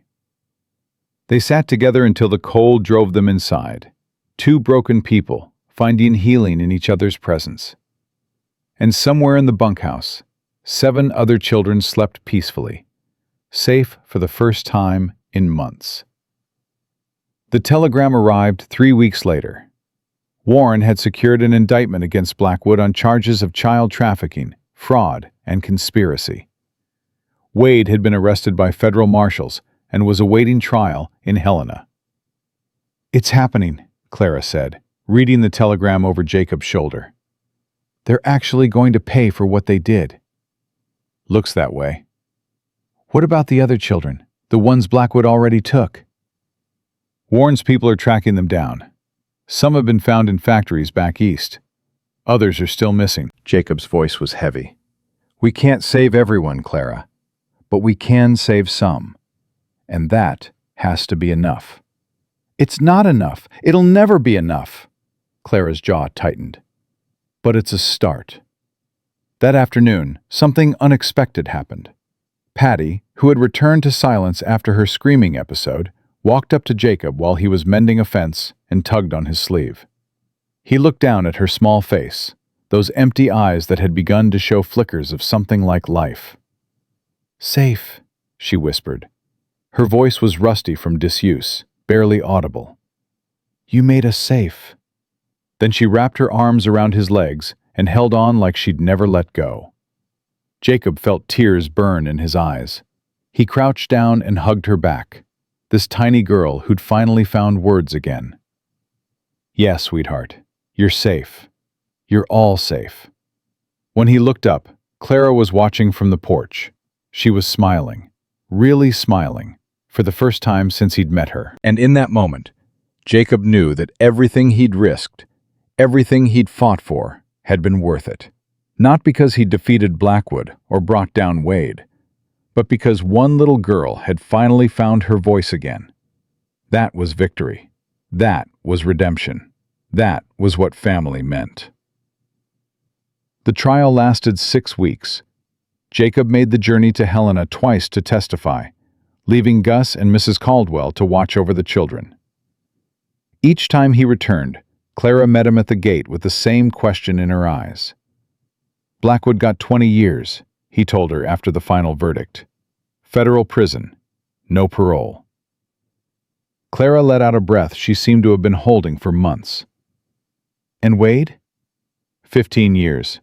Plus he lost everything. His badge, his reputation, his property.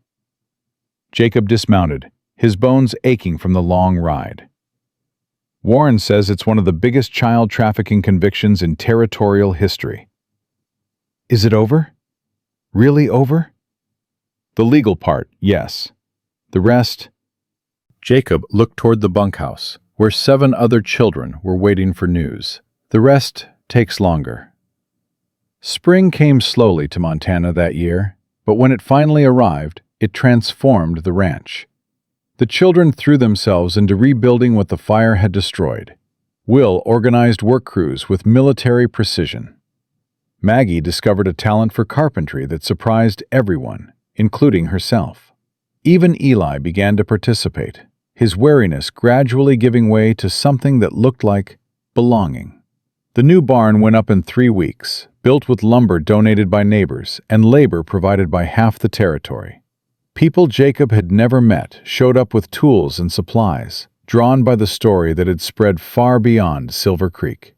"Didn't know you had so many friends," Gus observed one evening, watching the last of the volunteers ride away. "Neither did I. They're not here for you, Hef. They're here for the children. For what they represent." "What do they represent?" Gus smiled. "Hope. The idea that even in a hard world, good things can happen. That strangers can become family, and broken things can be mended." The guardianship papers arrived in June, officially recognizing Jacob as the legal guardian of all 8 children. Clara insisted on being present when he signed them, watching each stroke of the pen like it was a sacred ritual. "It's real now," she said when he finished. "Legal. Permanent." "It was always real, Clara. The papers just make it official." "No. Before, it was just promises. Words that could be broken." She touched the documents with something like reverence. "This is different. This means something." "What does it mean to you?" "It means I can finally stop waiting for the other shoe to drop. Stop expecting you to change your mind, or get tired of us, or decide we're too much trouble." Clara's gray eyes met his. "It means I can start believing in tomorrow." The children adapted to their new life in different ways and at different speeds. Will gradually learned to stop working himself to exhaustion, though he still woke before dawn most mornings out of habit. He'd found a passion for horses, spending hours with the animals, learning to train them with patience instead of force. "You've got a gift," Jacob told him one afternoon, watching the boy gentle a nervous mare. "Could make a living at this, if you wanted." "Maybe." Will stroked the mare's neck. "Or maybe I'll stay here, help you run this place." "You don't have to decide now. You've got years to figure out what you want." "I know what I want." Will looked at Jacob with eyes that had finally started to show his true age instead of decades beyond it. "I want to help other kids, the way you helped us. Build something that lasts." Maggie's transformation was slower, but no less profound. Her anger didn't disappear, but it found new channels. She became fiercely protective of the younger children, channeling the rage that had once been turned inward into advocacy for those who couldn't fight for themselves. "I'm going to be a lawyer," she announced one day, completely out of nowhere. "A lawyer?" Jacob couldn't hide his surprise. "Like Mr. Warren, someone who uses words and laws to fight instead of fists." Her dark eyes gleamed with determination.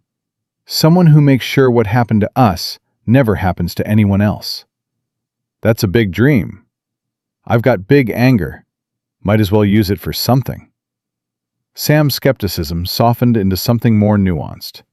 He still questioned everything, still refused easy answers, but his doubt had lost its bitter edge. He started writing, filling journals with observations and stories and questions that had no answers. "What are you working on?" Clara asked him one evening, finding him scribbling by lamplight. "Everything. Nothing. I don't know yet." Sam looked up, his expression uncertain. "I keep thinking about all the children we'll never know about. The ones who didn't get found. The ones who disappeared into factories and never came out. That's dark." "It's true. And someone needs to write it down. Someone needs to make sure people remember." "Why you?" "Because I survived. Because I can." Sam's voice steadied. "My father used to say that bearing witness was sacred work. I thought he was just talking about God. But maybe he meant something bigger. Maybe bearing witness means making sure the truth doesn't get lost." Ben remained the heart of the group, his cheerful nature a counterbalance to the heavier personalities around him. He learned English rapidly, his Polish accent fading as the months passed, though he kept certain words and phrases as connections to his heritage. "My father would like you," he told Jacob one day, helping feed the chickens. "He always said, Good man is not one who never falls, but one who keeps standing back up. Your father sounds wise. He was. Ben's smile flickered with old sadness. I miss him every day.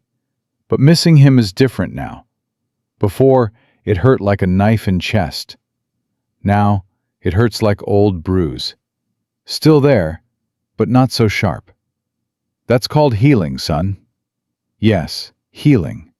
Ben nodded slowly. This is good word. Hard word, but good. Rosie flourished in ways no one expected. Her gift for storytelling, which had sustained the children through their darkest days, blossomed into something extraordinary. She began writing down the tales she'd told, creating books illustrated with pictures she drew herself. These are beautiful, Mrs. Caldwell said, examining the handmade volumes during one of her visits. Have you thought about getting them published? Rosie's eyes went wide. Published? Like real books? Why not? I have connections with a printing press in Boston. They're always looking for fresh voices, especially stories that speak to children. But I'm just a girl from a wagon train. Nobody wants to hear my stories. Everyone wants to hear your stories, Rosie. They just don't know it yet. Eli's healing was the most gradual. Trust came hard to a child who'd been taught that safety was an illusion. But day by day, moment by moment, he began to believe that not everyone who had power over him would use it to cause pain. The breakthrough came on an ordinary afternoon. Jacob was repairing a fence when Eli appeared beside him, silent as always, watching him work. Want to help? Jacob offered, holding out a hammer. Eli hesitated. Then, slowly, he took the tool. His small hands struggled with the weight, but he didn't give up. He pounded nail after nail into the wood, his jaw set with concentration. You're good at this, Jacob said. My daddy taught me. Before. Eli's voice was barely audible. He said a man's worth is in what he builds, not what he tears down. Your daddy was right. He's dead now. They all are. Eli kept hammering, not looking up. But I remember what he taught me. I remember everything. That's how we keep people alive, Eli, by remembering them, by carrying their lessons forward. The boy finally looked at him, those ancient eyes searching for something. Will you remember us? If something happens, and we have to leave. Nothing's going to happen. But yes, I remember you, every single day for the rest of my life. Promise? I promise.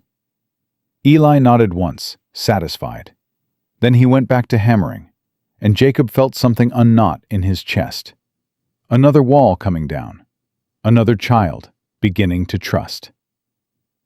Patty's voice returned in fragments, words emerging like flowers pushing through snow. Hungry.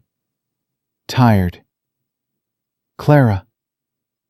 Simple communications that felt like miracles. By summer's end, she was speaking in full sentences, though she still preferred to communicate through drawing and gesture. She's going to be okay, Doc Weatherby pronounced during his monthly visit. Whatever broke in her is starting to mend. Will she ever be normal? Normal? The doctor laughed. None of these children will ever be normal, Jacob. They've seen too much, survived too much. But they can be healthy. They can be happy. They can build lives worth living. He paused. And that's not nothing. That's everything. The first anniversary of their rescue came on a cold December day. Jacob had lost track of the exact date, but Clara remembered. She always remembered. 1 year ago today, you found us in that cabin, she said, standing beside him on the porch as snow began to fall. 1 year since everything changed. Feels longer. Feels shorter, too, both at the same time. Clara pulled her coat tighter. I've been thinking about what I want to do. With my life, I mean, now that I'm allowed to think about the future. What did you decide? I want to teach, like my father, but not just reading and writing. Her gray eyes were fierce with purpose. "I want to teach children who've been through what we went through. Show them they're not broken. Help them find their voices the way you helped us find ours." "That's a beautiful dream, Clara." "It's not a dream anymore. It's a plan." She looked up at him. "Mrs. Caldwell says she'll pay for my education.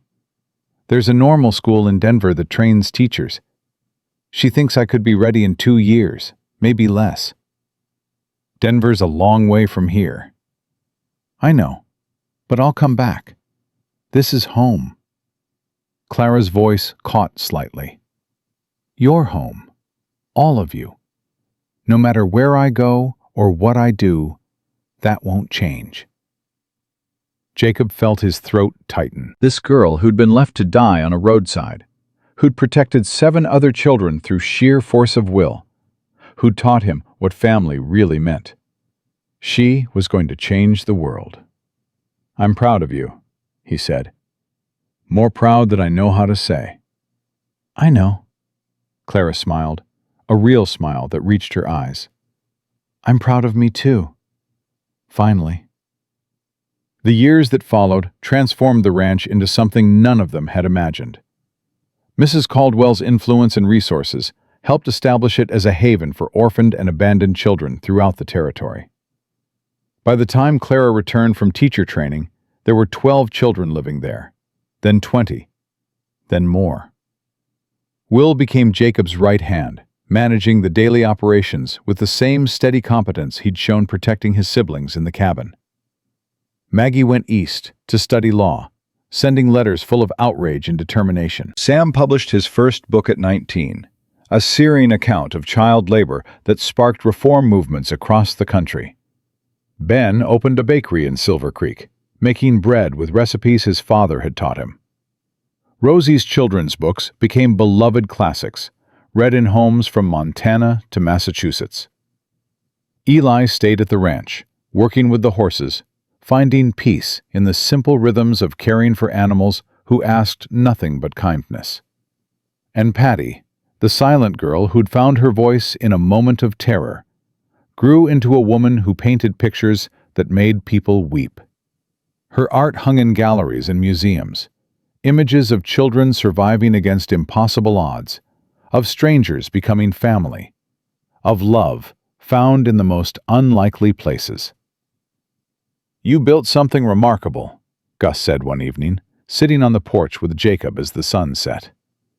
They were both old men now, gray-haired and slow-moving, but still present, still fighting. "We built it together." "No, Jefe. You started it. That day on the road, when you chose to stop instead of riding past. Everything since then grew from that moment. I just did what needed doing. That's what makes it remarkable. You saw children who needed help, and you helped them. Simple. Obvious. And somehow the rarest thing in the world." Clara visited often, bringing stories from her school in Denver, where she taught children who reminded her of herself. Damaged. Determined. Desperate for someone to believe in them. "I told them about you," she said during one visit, sitting in the kitchen where she'd eaten her first real meal in weeks so many years ago. "About the man who stopped on a frozen road and changed everything." "I hope you didn't make me sound too heroic." "I told them the truth, that you were stubborn and scared and had no idea what you were doing." Clara grinned. "And that you did it anyway. That's the part that matters." Jacob looked around the kitchen, filled with children who'd come from nowhere and been made into family. Some were cooking dinner. Others were doing homework. All of them were safe. All of them were loved. "It's enough," he said quietly. "More than enough." "It's a legacy," Clara corrected. "The kind that lasts. Long after we're gone, these children will raise children of their own. And they'll teach them what you taught us. That family is a choice. That broken things can heal. That one person stopping to help can change the entire world." The snow began to fall outside, soft and steady, covering the ranch in white. Somewhere in the barn, horses nickered contentedly.